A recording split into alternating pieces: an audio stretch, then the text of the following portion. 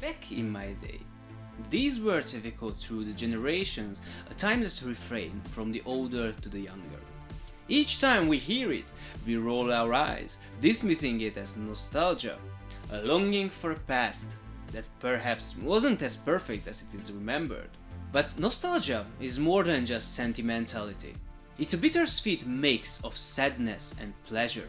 And the question arises, were those times really better, or is nostalgia merely a delusion? We will dive into how digital archives offer us a form of time travel, why nostalgia can be both a blessing and a curse, and what it means for innovation and tradition.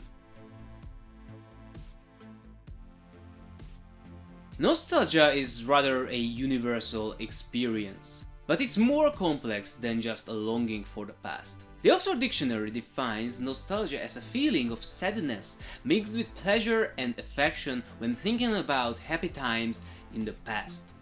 It's a dual-edged sword.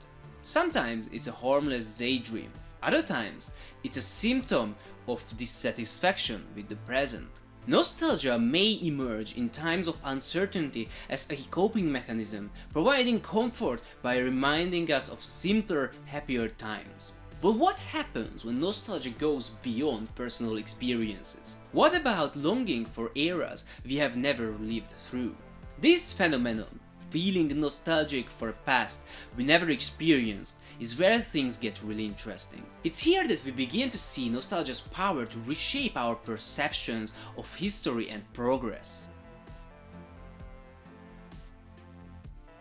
The scientific method requires claims to be falsifiable. The past was better. How could we ever prove such a statement? For most of history, this question was unscientific, impossible to test. But with the advent of technology, we have gained a unique tool, the ability to digitally preserve and relive the past. Think about it. A video game like Tetris or Super Mario Bros. Is the same as it was decades ago. Boot up a ROM or an original console and you're experiencing history exactly as it was.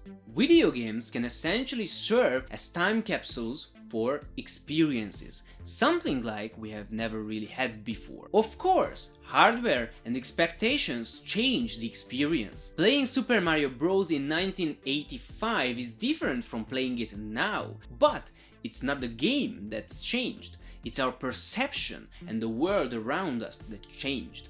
It must also be mentioned that video games are different from books and movies, as the former requires active participation, while the latter ones are passively enjoyed. I have split nostalgia into two categories: positive and negative. Positive nostalgia is when we remember the past fondly but don't wish to return to it. It's like appreciating the Ford Model T for its historical significance while acknowledging that modern cars are objectively better. Negative nostalgia, however, comes from dissatisfaction with the present. It's a longing for a past that's perceived as better even when it wasn't. Take Minecraft as an example. Many players argue that older versions of the game were better. They complain about new updates, claiming they ruined the core experience. But is it just nostalgia, or did something fundamentally change for the worse?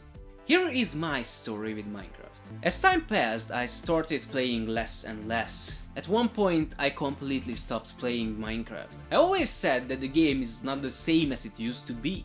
But everybody said that it is just nostalgia, and you will never feel the same playing the game as you used to. Accepting my future without Minecraft, I joined an old school server just for the sake of reminiscing a bit. I thought it won't last longer than a few hours. Then hours turned into days, then months, then years. After playing on the Minecraft server for 4 years daily, I can safely say that it is not me who changed, but the game.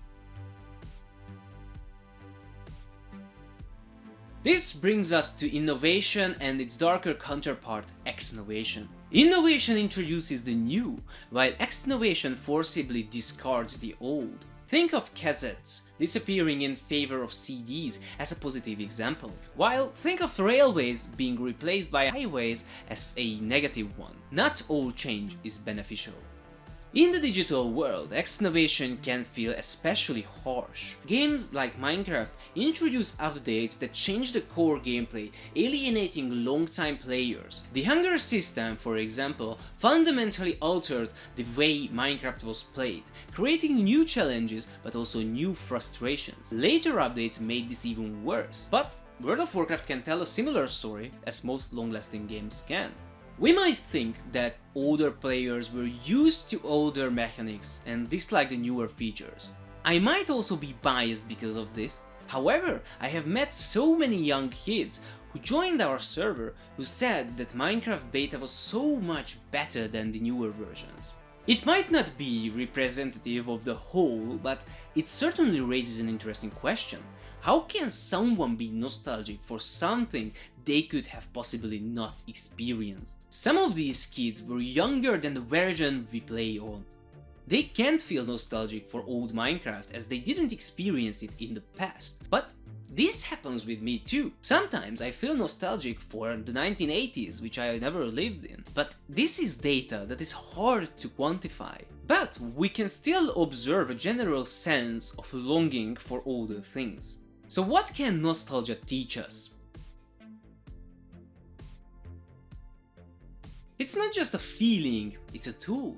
We can use nostalgia as a tool for observation, an indicator to search for past mistakes that can then be examined in more detail to see whether the past was really better or just people falsely remember the past being good.